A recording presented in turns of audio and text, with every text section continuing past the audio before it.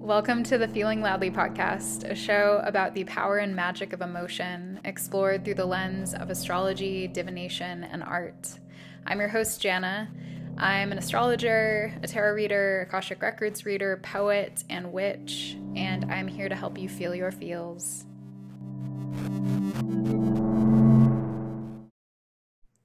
Hi, friends. Happy full moon in Sagittarius. I'm coming to you with some announcements. First up, this will be our last full moon / new moon reading, our last lunation reading that I'm going to be doing on this podcast, at least for a while, because I'm moving these episodes over to my Patreon and making them accessible only to my Patreon supporters. And so if you are listening to this, hello, this is the last one. The reason I'm doing that is because I want to gear my Patreon more toward astrology and offer more specific relevant readings to my patrons, and I can do that by reading for a smaller group of people. And so if you've been listening to this podcast for a while, you know that in these full moon / new moon readings, I start off by talking about the overall energy of this lunar cycle, looking at the actual chart of the full moon or the new moon. And then I move into a tarot reading where I pull 3 cards and look at the collective energy for this lunar cycle. And when I'm channeling or reading for like the quote collective, that's a lot of people. That's a lot of potential people who could be listening and coming across this podcast. And it just means that the messages get a bit diluted. And I really I'm a reader who loves specificity and loves to like really deeply tune into the energy of the people I'm reading for. And it's just hard to do that on a podcast. It's just not ideal for me. So going forward, I'd like to offer that to my patrons as an extra perk and give them these readings that feel like very specifically tailored to them and very supportive. I also want to focus this podcast more on divination and like exploring human emotion and all the stuff we've been doing for a while now. And it just feels good. And so I'll, of course, still be talking about astrology a whole bunch on this podcast. But these specific episodes will be moved over to Patreon going forward.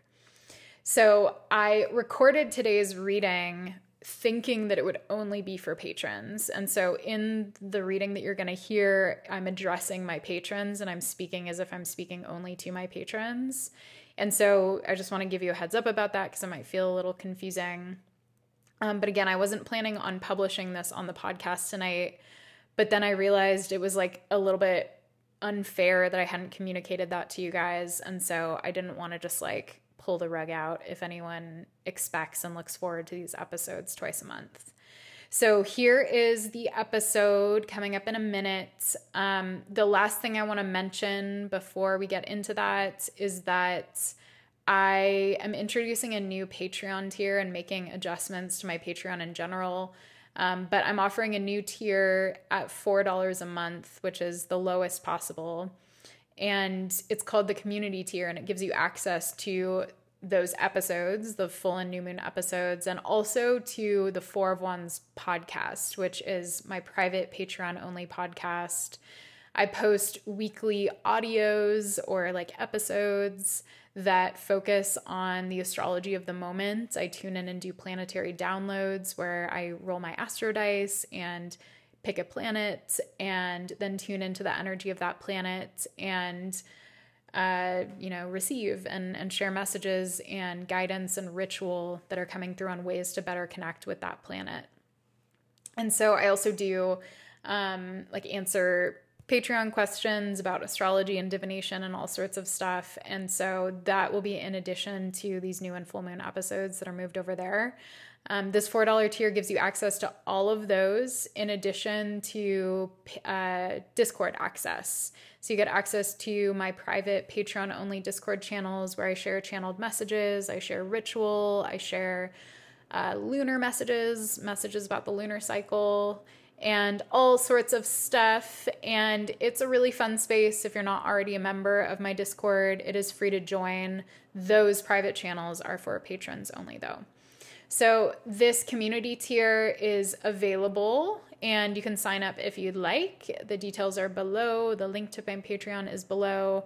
And if you become a supporter, you're also just supporting my work as a creator, and it's really impactful. It helps a whole bunch. It's seriously like very, very meaningful to receive ongoing support.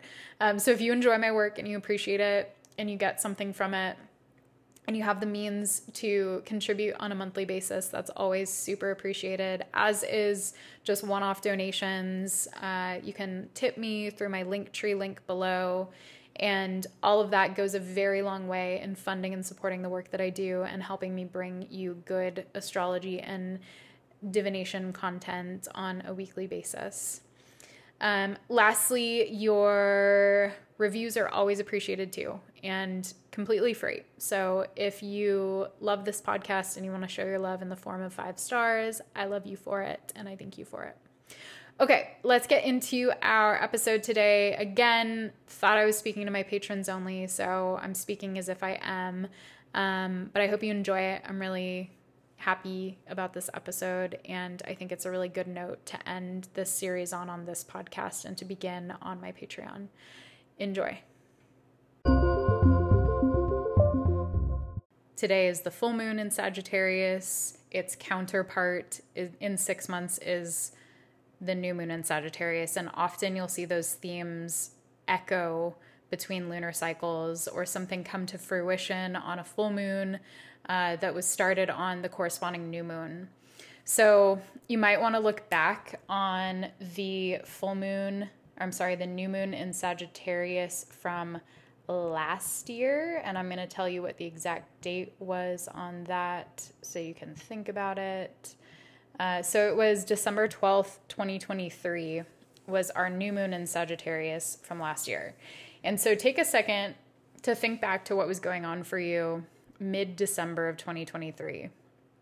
If you can remember what the general mood was, this was in the thick of holiday season, probably travel, probably family stuff, probably work stuff, probably a lot of flux as the year was winding down. This was also a very tenuous end to the year, since it was very fresh off the heels of October 7th and a lot of crisis in the air and a lot of suffering.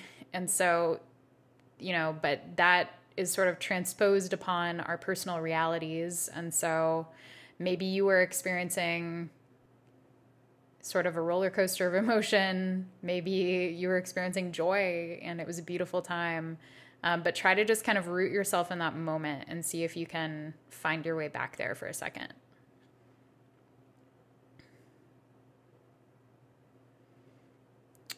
So today's full moon was exact this morning at 7:52 a.m. Mountain Time. And this full moon was at 2:55 Sagittarius, so almost 3 degrees of Sagittarius. And as a refresher, each of the signs is made up of 30 degrees. So 3 degrees of Sag is pretty early in the sign of Sagittarius. And so it's early because we just started Gemini season. And so the sun is on the other side of the zodiac at roughly 3 degrees of Gemini. So the sun just entered Gemini. Gemini season just began a few days ago. And because of that, our full moon, when the moon is exactly opposite the sun, is also in the early degrees of Sagittarius. And so if you look at the chart, and I'm going to upload the chart in Patreon so you can actually get a visual of it, it's really stunning because we have what's kind of, it's not common. I don't know if I would call it rare, but it's uncommon to have this specific pattern in the sky. And what it's called is a cradle. And so if you look at the image, you'll see that we have this red line, which is the opposition between the sun in Gemini and the moon in Sagittarius. And then we have these supportive blue lines that are coming off of that. So It's forming what kind of looks like a cradle or like a sort of little bowl or something that could hold something. And when we look at charts like this, the blue lines often represent or always represent what we might call harmonious aspects or angles between the planets. And so all of these lines represent aspects. The blue ones represent generally an easier flow of energy, and the red represents more challenging energy or a more challenging dynamic between two planets or two celestial bodies. And so again, the red line we see here is the opposition between the sun and the moon, and that's what happens on every full moon. And so on every full moon, we have this inherent tension between the sun, life force, vitality, self-expression, our vital energy, and the moon, which represents our inner world, emotions, collective emotions, the body, the more like traditionally feminine archetype of the two, whereas the sun is often seen or considered more masculine. And that's a little bit archaic and like unnecessarily gendered, but that is how we talk about it in more traditional astrology and ancient astrology. The sun being more masculine, the moon being more feminine. And so there's this like exertion and then this like this receptivity that exists between the two. And with the sun in Gemini, this air sign that's stimulating and often quite curious and desiring of information and something to like sift through and sort through and learn and explore. And then the moon in Sagittarius, on the other hand, which is a fire sign, two mutable signs, Gemini and Sagittarius, which are changeable by nature. And the moon in Sagittarius wants us to kind of find some inner truth and to find some sort of expansiveness and growth within ourselves, and to potentially on a full moon shed something that is no longer authentic or something that is no longer serving our growth and our expansion. And so this might look for you like shedding an old way of seeing yourself, or shedding an old belief, or shedding just an old energy. Like personally, I noticed a lot of, in the build up to this full moon, I was feeling TBH very shitty. I was not feeling good. And then yesterday it really shifted, and I just kind of like found my flow again. Like I found my vibe, and I started feeling myself, and I felt good. And I got bored with feeling insecure and sad, which was the energy I'd been in. Like suddenly I was like, I'm just bored of this. Like this is boring. It's boring to feel insecure. Like why not just not do that anymore? And it was this really powerful energetic shift for me. And I started really like feeling into my witchiness, and I did like some ritual work and was like, yes, I'm back. I'm back. Like, what was I doing before? Why was I getting so caught up in these thoughts around like other people's perceptions of me or judgments or whatever? And it just felt really silly. And there was this sort of like distance that created between me and that emotional state, when I recognized like it just doesn't, like I can just have fun, I can just fuck around, I can just enjoy myself, I can just play at life. And so Sag is a sign that can bring us into playfulness. It's a sign that can bring us into a sense of like hope and expansiveness through our ability to see potential, our ability to see beyond. And so when we have a Sag full moon, there's this sort of visionary potential that exists here. And the sign of Sagittarius is ruled by the planet Jupiter, which is just at the very end of Taurus. After spending a year in the sign of Taurus, it's right on the precipice of moving into the sign of Gemini on the 25th. And it formed this really beautiful conjunction to Venus, also at the anaretic degree of Taurus. At the time I'm recording this, Venus has now moved into Gemini, but at the time of the full moon this morning, it was conjunct Jupiter. And so we have the ruler of this moon, Jupiter, in Taurus, conjunct Venus, which is the ruler of Taurus. And so we have this really beautiful stack happening here where Jupiter rules the moon, Venus rules Jupiter, and Venus is at home in Taurus. And so there's this like domicile, expansive, benefic energy coming through with this full moon, and this ability to hope and this ability to feel hopeful about the way we show up in love and connection and sensuality and beauty and resource. Maybe a hopefulness about our finances, a hopefulness about our values, about our connections, romantic, platonic, familial, work-related, whatever. And an ability to vision and see potentials beyond maybe what we had seen in the past. Like if you've had a really sort of binary view of something, or if you've had a really limiting perspective on your potentials in all of those areas and all of those sort of Taurian, Venusian areas that I just mentioned, this full moon is offering you this opportunity to go beyond that. And the cradle in this chart is really supportive of that. Like think about the verb to cradle, the verb to cradle or to hold. My heater is turning on, so I'm going to turn it off. I swear I always forget to do that before I start recording, and then I have to stop and edit, and I'm not going to do that anymore. I'm just going to flow. So anyway, to think about the verb to cradle, it's to hold, to support, to offer some degree of nurturance. And that's what feels like the vibe on this full moon in Sagittarius, is that there's this opportunity for nurturance. There's this opportunity for our vision and our dreams to be nurtured and supported and cradled by something bigger. And when I say something bigger, what I mean are Pluto and Neptune. They're forming the bottom of this cradle. So they're really like kind of like the support system. And Pluto in Aquarius at 2 degrees of Aquarius is forming a pretty tight trine to the sun and a sextile to the moon. And Neptune at 29 Pisces, at the anaretic degree of Pisces, very close to entering Aries, although it'll take a while longer and go in and out at some points. I'm a little bit nervous for that.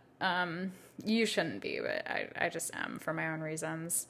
But anyway, I'll talk about that another time. But Pluto in Aquarius is forming, again, this trine to the sun in Gemini. And it's very tight, less than a degree. And Pluto is offering this transformative power that's buoying the sun and moon, buoying our life force, our vitality, the way that we self-express, and our emotions, our inner world, our ability to feel cared for and safe. And so if you noticed transformative energy in the air, if you noticed a sense of personal power surging through you, or even just the glimmer of it, like the possibility of it, something that you can reach toward if you want to, know that that is still available for you and will be available for you, certainly over the next 2 weeks, but definitely over, I think, the next 6 months too. And so I would consider, if I were you, spending the next couple weeks as we wind down from this full moon and head toward the new moon in Gemini on June 6th, I'd really consider spending time just in surrender when it comes to old ways of seeing the world and seeing yourself. And one thing, I was talking to Bevan this morning. Bevan helped me out with my tier exploration, my Patreon tier exploration. And I was telling Bevan how Jupiter rules my 8th house, and my 8th house cusp is in the sign of Sagittarius. And the 8th house is connected to often taxes and debts of all kinds and what we owe other people. And I have credit card debt. I have a lot of credit card debt, and it's something that stresses me out a lot. And so on this full moon in Sag, on Jupiter day to boot, I was like, Jupiter, hook it up. I made offerings to Jupiter, and I make offerings to Jupiter every week. But I was usually asking, can you help me find the right opportunity to help me gradually pay off this debt? And instead of doing that on this full moon, I was let's do some magic. I want you to dissolve this debt. Please help me just dissolve this debt. Please help me find a way to eradicate it so much more easily than I could ever imagine. Please help me align with opportunities that can help me eradicate this as easily as possible and in ways that I could never imagine. And so again, this like in ways I could never imagine is offering this expansiveness and this possibility that there are so many possibilities that I can't even see. But if I sort of yield to that energy and then give it space to work its cosmic, brilliant magic that is so much bigger than anything my human brain could ever conceptualize, like what do I make space for then? If I just back away and like give Jupiter space to like ball out and do some shit for me. So I would encourage you over these next 2 weeks to kind of surrender, or not surrender, but to again yield to something bigger than yourself, and to the fact that, like, as ridiculous as it may sound, or as irrational as it may sound, that there are cosmic forces at play in this world, in this galaxy, in this universe that could do some really radical shit for you if only you were to give them the space to do that and to sort of back out and not try to control everything. And so releasing control, yielding to this sort of divine capacity of something and someone bigger than yourself could be an ongoing practice for these next 2 weeks as we wind down to the new moon in Gemini. And then we'll talk about it when we get to that new moon. But I think that setting an intention connected to sort of the way that you can then shift your mind to align with those possibilities is a really good idea for that new moon and for the next lunar cycle. So then our other little support at the bottom of this cradle is Neptune in Pisces. And again, that's at the anaretic degree, 2930 of Pisces. So getting really, really close to 30 degrees, which will bring it into Aries. And so Neptune in Pisces is also imaginative potential. I did a reading for someone today, and this was a really big topic of it, was like the capacity to dream and the ability to access the imagination and to not scoff at it. And so you may be having pretty electric dreams or pretty interesting symbolic dreams. You may be noticing a lot of synchronicities in your waking life too. And these are meant to nudge you along. I kind of think about synchronicity as like the language of the universe and the language of spirit, and how it's this language that we have to be paying attention to. It's not like it blasts in our ears, although it could. Maybe if a song comes on and it has really resonant lyrics, or someone says something to you that really like hits and activates a thought or triggers a realization or an aha. But often it's much quieter. Like I've been having wild synchronicities happen, but some of them I haven't realized until much later. Like a week would go by and I would be like, holy shit, of course, I just made that connection. Like there have been recurring symbols that have been coming through for me, like eagles and keys and flamingos and kites and like, you know, very consistent symbols that hold a lot of personal meaning to me. But if I weren't attuned to that and paying attention with my eyes and my ears and my heart open as I walk around through the world and just live my life, then I could very easily miss them. And again, some of them I did miss. And then I like revisited them in my mind and was like, oh my God, that was that. And so there's this really like needing to be present and open and needing to appreciate the symbolism that comes through in your life in order to kind of allow it to work on you. And so I would encourage you, another thing as we wind down to this new moon is to ask for a sign. So the way that you can ask for a sign, if you have a question for your guides, for the universe, is to ask for something very specific. Like corn on the cob is coming through. So maybe you want someone that day to mention corn on the cob, or you want to see corn on the cob like in a video or in a photo or something. And then that's some sort of confirmation for you. And maybe there's like a counter confirmation, like a no message for you. Could be like, I don't know, a dreidel. So there's like this, that was the weirdest possible thing. I looked over at my deck, Star Spinner Tarot, and I saw the word spinner and was like, what do you spin? You spin a dreidel. So anyway, ask for a specific sign and then just like keep your heart open and your ears and your eyes open and stay present and engage with life in this way where you're listening and you're hearing. It really does transform the way that we interact with the universe when we begin to pay attention in this way. And maybe that's not something we do all the time because we're humans and we get drawn into the mundane and the day to day, and we aren't always like seeking divine messages.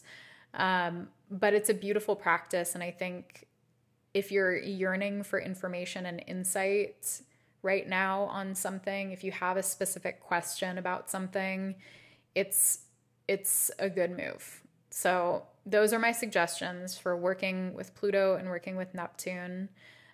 Neptune is forming a trine to the moon and a sextile to the sun.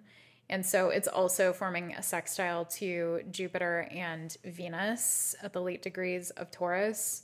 And then I forgot to mention that Pluto is also forming a trine to Jupiter and to Venus. And so this is a beautiful chart. But it's also a chart that requires engagement for us to sort of like activate it and to work with it. And I think for a lot of us, that's going to come through Mercury. And I say that because Mercury is the ruler of the sun. And so while we have Jupiter that we've already kind of spoken to, ruling the moon in Sagittarius, Mercury also in Taurus is the ruler of the sun. And so I would suggest writing shit down, writing down your dreams, writing down your visions, writing down your requests of the universe, and allowing them to just be there. You don't have to act on them yet. You can just like chew on them in a very Taurian way. Mercury in Taurus, this is my natal placement, and Mercury in Taurus is often a slow processor and one that really wants to engage in the sensual in order to understand something. It's a Mercury that likes concrete examples, that likes the tangible. And so, like, if you have like a whiteboard or if you have like little like blocks or something, or if you want to make a vision board and really create something tangible to represent your dreams, that would be a really good move. It's something that can help Mercury and Taurus like really orient and like land on something. And so taking something tangible and using it to construct a new reality would be a beautiful exercise that would honor all of these Taurus placements and also Gemini and Sagittarius that really want us to see both the bigger picture, but also like get a little bit more detailed about it. A practice that I do often that I first learned from holisticism from Michelle, who I think she changed her last name because she got married, so I can't remember. I think it's Lipsitz or something. Anyway, Michelle from Holisticism. I first learned this practice from her. She would run these future visioning sessions in Holisticism, and which is like an online sort of like witchy community. And then I adapted it. I took it and adapted it and started doing it myself. And we do these in Discord every month. Where we sit and we visualize a day in the life in the future. Pick a date. If it's 6 months, if it's 2 months, if it's 3 years, whatever, you pick a date and then you visualize a day in the life starting with waking up all the way through the end of the day. And you think about what you would do that day, who you would see, what you would drink that morning, what you would eat, where you would go. And you get like really into it, like really into this visioning exercise. and allowing it to be bigger or better or more dreamy than maybe you feel comfortable with, to stretch yourself a little bit and to expand into something that feels more delicious than you could imagine. Very Jupiterian, very Sagittarian, and very Taurian. So there's this like expansive sensuality, maybe this sort of grandiosity about it, which can be a little bit scary to those of us who might not be comfortable with that sort of like, maybe quote, heavy quotes, I'm doing finger quotes, with that like unrealistic thinking. Setting our sights really high, imagining this huge future. Maybe that feels uncomfortable. And if that does feel uncomfortable, ask yourself why. Are you afraid you'll be let down? And what's beneath that? What's beneath the fear of disappointment or the fear of failure, quote, failure? Is it a feeling of like not enoughness? Like what comes up? What is the underlying belief there? Because that underlying belief is something that you can work on shifting. And that's something that this lunar cycle can assist you with. And so in the process of doing this visioning, you really like sink into the feelings of that day and into the sensuality of that experience. And then when you're finished and you've gone through the whole vision of the day, you can reread that and pull out like specific adjectives to describe the type of person that would be living that day. So maybe it's someone who's like well-resourced, or someone who's really confident, or someone who's very loving, or someone who's very sensual, or someone who's very pragmatic. Like pull out like 2, maybe 3 keywords that really vibe with that vision, and then 1 noun. So it could be like a leader, or a lover, or a parent, or a sister, or a daughter, or a teacher, whatever, you know, a creative, an actor, an artist, a practitioner, any keyword that resonates with you and who you want to be embodying, or what role or archetype you want to be embodying by that time. And then you string that together with the adjective. So it's like, I am a creative, resourced, loving artist. And then that becomes this affirmation that roots you in that future vision. And when you're making day-to-day decisions, like about what to buy or where to go or whether or not you should say yes to this invite, you can come back to that affirmation and do like a what would Jesus do, except it's like, what would this version of myself do? What would this creative, well-resourced, loving artist do? Would they say yes to that invite, to that like gallery opening? Fuck yeah. Yes, they would. Would they spend a bunch of money on these like unsustainable art supplies? No, fuck no, they wouldn't. They'd invest in something that's gonna sustain and something that's reflective of their values. And so it helps you really orient toward this future version of yourself that then means you're actually making choices that are aligned with that future that you want to realize. And that's how we actually change our lives. Like, it's not like new age bullshit, you know, like it has some resonance with a lot of new age bullshit and like a lot of more like vapid manifestation stuff, but it's very practical. Like you literally just make choices that resonate with who you want to be and how you want to be living. And that is how you change your life. And so I realize I took up a lot of time talking about this, but it feels important and it feels like something that we could all really use, especially as we work toward this new moon in Gemini. And so allow this visionary potential to fill you up and allow these next 2 weeks to be a time of augmentation where you flow with that vision and tweak it and adjust it and make space for it and feel into it and see how it actually feels in your body. Like, how does it feel in your body, in your spirit? And then on that new moon in Gemini, we can actually set a very clear intention. And so again, I'll come back to that when we hit that new moon, but I just encourage you to like play with it and to play at it, like to start playing around with this affirmation with this vision statement and see where it takes you just over the next 2 weeks. And then on the new moon in Gemini, you can even affirm that by taking that into a deeper narrative and even like writing a story from this person's perspective or something. I'll come up with a ritual for you guys for that new moon that has to do with this vision statement. But I think that's the last thing I want to say about this chart. Yes, it is, because I want to move into our reading. So let me take a second to mentally transition here. Okay, I have mentally transitioned. So I pulled cards this morning, actually. And so I'm looking at a photo of the spread that I have from this morning. And we have a really gorgeous and very resonant spread here. So the energy, the overall energy or anchor card for this full moon is the Six of Pentacles. And I'm using the Portals Tarot deck, my fave, by Taylor Ursula of That's So Pisces.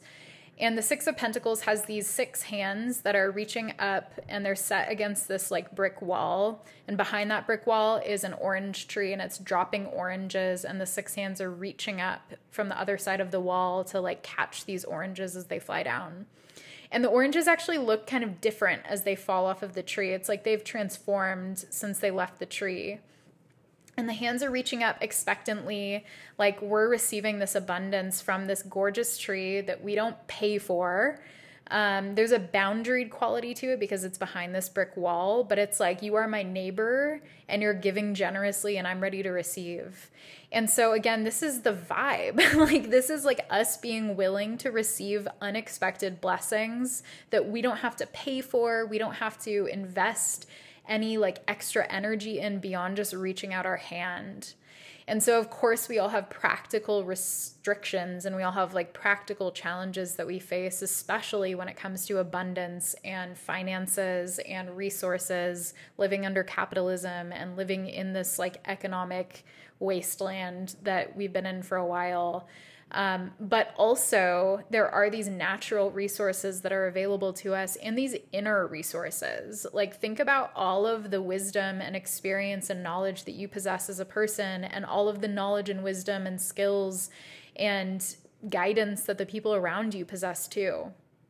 Like I received this beautiful gift from, again, my friend Bevan this morning, in that she offered to like talk through this Patreon tier stuff with me. And that was a gorgeous gift. And like, I got to receive that, and how wonderful to be able to receive insight and perspective from a friend who has a lot of experience in this area. And so open up to blessings, open up to miracles, open up to the possibility that things could go really, really well for you, and just see how things shift when you adopt that mentality, and see how you feel when you adopt that mentality. Our challenge for this lunar cycle is the Three of Wands reversed. And so this is our fear of heading into a new future. We see this tiny little figure that's standing on these like sands. It's in the desert, it looks like. And they can see this bright triangle ahead, this portal into this very sunny sky. And it's set against this like what looks like a night sky or like an evening sky. It's like a lighter blue. Yeah, it looks like evening. We can see stars and stuff. But then there's this portal into this really bright sky where the sun is just like glaring through.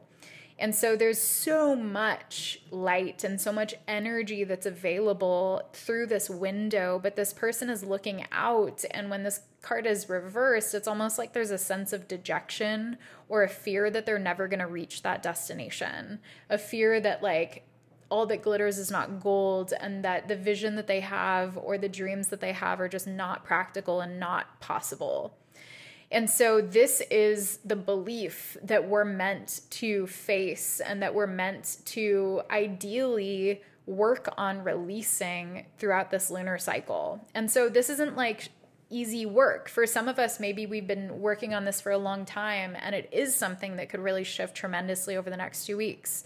But I would imagine for most of us, this is something that's going to take 6 months, a year, maybe more, in order for us to do some like serious energetic shifts around our faith and around our belief in the possibility of a brighter future.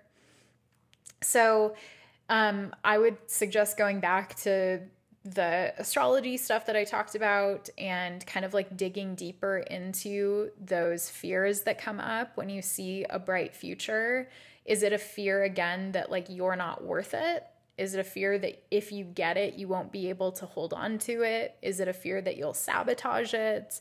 Is it a fear that you won't be relatable anymore if you live your dream life? Is it a fear that you will lose people who you love? A fear that people will envy you, that people will hate you, resent you? Like, what comes up for you when you imagine yourself in this beautiful and bright future? What comes up that holds you back, that tries to like pull you back into the mud and say no? Because that is a part that really needs your attention. This is a protective part, most likely, that wants to keep you safe by keeping you small. But when you're kept small, it's inauthentic. And that's another thing that was coming up for me personally was today and yesterday, and I posted about this in Discord, was this like realization that I, as like a sort of mechanism for connecting with people when I was a lot younger, began like kind of adopting this like exaggerated friendliness and warmth and silliness. And like I'm a silly bitch. Like I have a Leo moon and you know, like I'm silly. I'm a silly person. But there's a tendency that I have with people to like be overly friendly in order to sort of dim myself so that I don't make them uncomfortable. And so warmth is one thing that's authentic to me and that's natural, and I love that about myself. But the part of me that people pleases, or the part of me that like really goes out of my way to make other people comfortable, can be to my own detriment. And it's something that's held me back from just really owning my power, because for a long time, people told me I was so intimidating. Like growing up, everyone told me I was intimidating as fuck, that they didn't want to approach me, that they were afraid of me. And I really didn't understand it because I was just like a shy kid. But in retrospect, like I was like a 2nd-degree black belt, and I like had a sort of energy about me. I carried myself differently than I think most people my age did, because I had all of this training and this sort of like seriousness about me. And I also had all this like trauma too. And so I had this like wall and this intensity about me, hello Pluto, that was pretty like, I think, intense for other people, and not exactly like average, just like, I don't know, tween girl kind of vibe. And so it's something that over time I learned kept me disconnected and distant from people. And so I started pushing it down and instead trying to be like not that at all. And in doing that, I developed a lot of really beautiful social skills and the ability to connect with people, but I also dimmed myself and dimmed my own intensity and my own power for other people's sake, or so I believed. And I'm tired of it. I'm so fucking sick of it. It's so boring. It's so annoying to carry that and to try to like to stay in this box in order to hypothetically make other people more comfortable around me. It's like a very textbook, like playing small kind of vibe. And so I had that realization because I was feeling really insecure over some like pretty like relatively small things, or things that felt trivial were making me feel really insecure. And I was like projecting my own self-criticism and judgment onto other people and thinking other people were judging me, when really it was my own voice judging me and using them as like a puppet in my mind. Like, oh, this person must think this about me. And actually it's just like me like beating myself up in my mind and using them as like the voice actor. So I share this. This is so long-winded, I'm sorry. But I share this in part because like that is some of my 3 of Wands reversed work. Like my 3 of Wands reversed work is the fear that if I succeed in like achieving my dreams, if I realize my dreams and I like you am well resourced and taken care of and loved and held and like in beautiful community and able to be in reciprocity with people I care about and adore and living in a beautiful place, like I fear that everyone will hate me. Like it's something that I've worked through in a few hypnosis sessions with Marta, who's in Patreon. Hi, Marta, if you're listening. And it did an incredible amount of work on that for me, but there's still ways that I have to go in like putting sort of like the rubber to the road, if that's the right expression, and actually like beginning to move differently and beginning to retire that belief and make choices that are more self-honoring. So think about what those beliefs are that are holding you back and that are sort of like tying your hands behind your back, because that's stuff that we're ready to do some release work and maybe some ritual work around, especially over these next couple weeks and definitely over the next 6 months.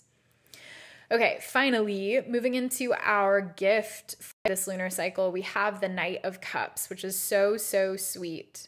This is technically a Scorpio card. The Three of Wands is technically an Aries card, and the Six of Pentacles is technically a Taurus card.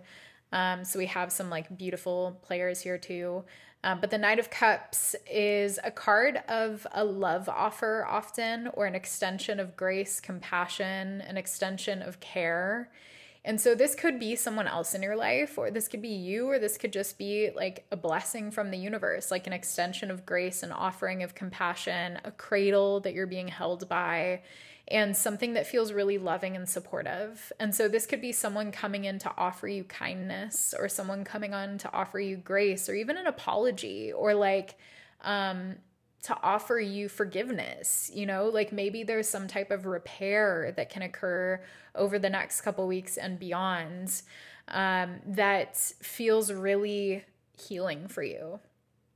Maybe this is a favor. Maybe this is, again, like a loving little bonus from the universe that feels really sustaining and really sweet.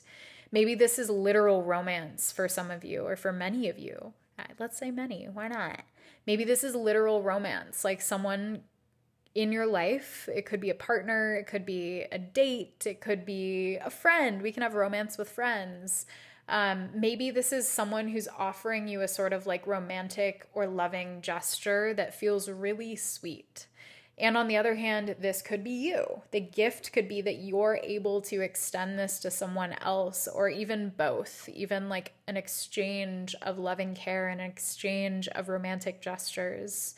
So keep your heart open. The more you're able to keep your heart open these next 2 weeks and beyond, the more you will receive. This Knight of Cups is a beautiful white horse that's standing close to a waterfall, and at the top of that waterfall are these like big flowers and leaves, and it's really lush and gorgeous.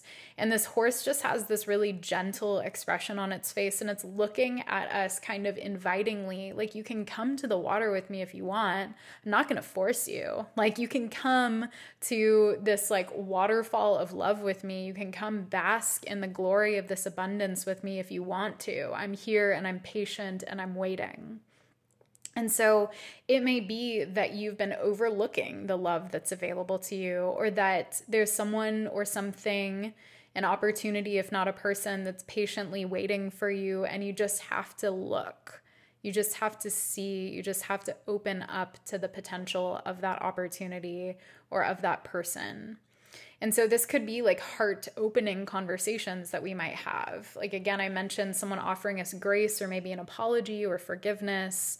Like, what kind of heart-opening and connectivity is available for you over these next 2 weeks? And can you lean into that and really allow yourself to embrace it with trust? Okay, y'all, that is all I have. Please do leave comments if you have feedback. I love to hear your thoughts. I love to hear your words. It's really lovely and sweet. So that is always welcome. Feedback, thoughts, etc. How stuff landed for you if you want to share.